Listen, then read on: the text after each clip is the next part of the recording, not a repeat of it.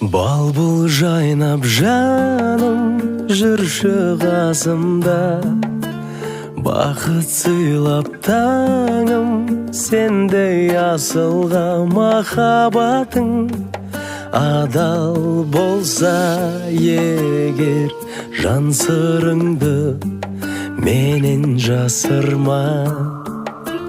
Армандарға алыс бірге жетейік, жоққа сабыр барға шүкір етейік.